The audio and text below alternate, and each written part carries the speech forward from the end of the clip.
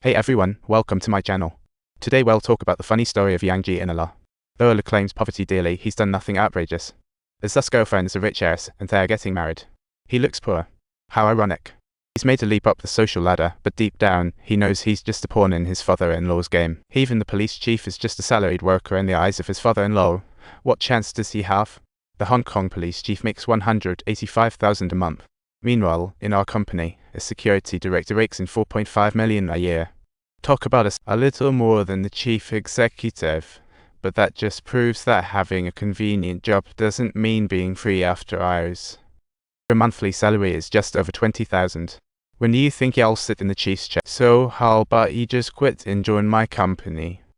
I know you want what's best for me, but I'm not doing it for you. You have to understand, I'm doing it for my daughter. Allah might seem like he's got a decent job and a sweet wife. For well-behaved kids too. But his youngest has a congenital illness that needs constant medication at home. Not easy at all. That's why Allah is always crying poor. And their oldest brother Ajahn has troubles of his own. But it's not about money, it's love problems. Ajah's marriage hit a snag. The aforementioned outside help. It's Ajahn. His ties with Wan are complicated. Once upon a time, Ajahn met Wan first, and they had their mutual crush. But then Guangzai showed up. To avoid ruining their friendship, Ajahn stepped back. And now Guangzai's cheating. Talk about dramatic.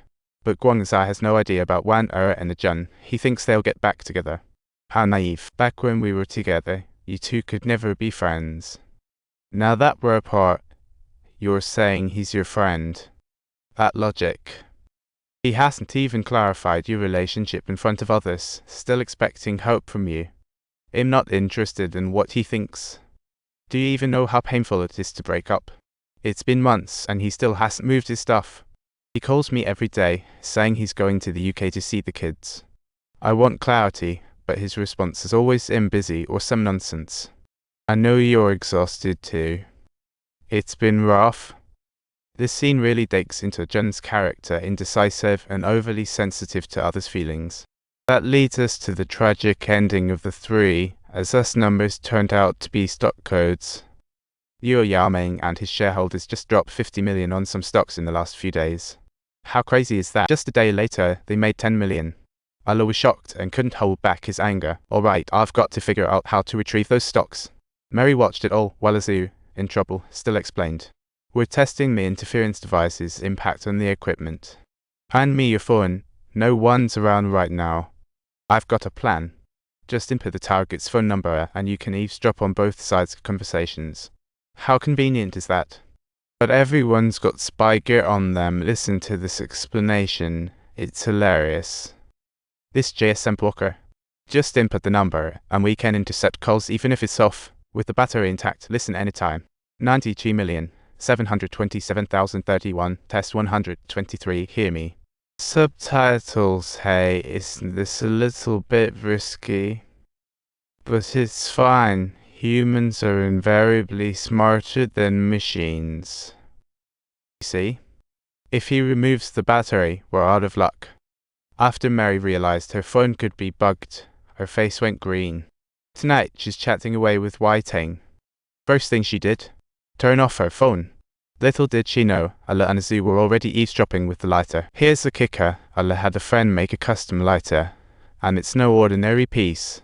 Subtitle, why didn't you pick up my call this afternoon?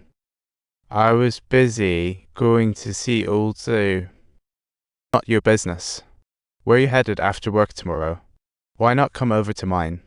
Subtitles, don't you believe me? Pay me for the news. It's Mary with that old guy Zoo. You dare approach Aldous' girlfriend. Quite the audacious one, don't you think you're worth it?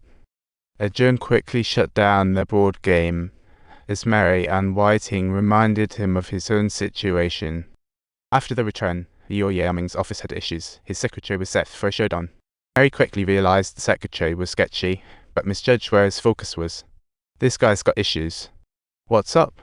Bored. Eavesdropping's dull. Beyond Liu's drama, there's little to see.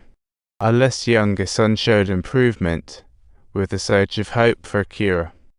However, Upon seeing his report, his smile faded, and his mood plummeted.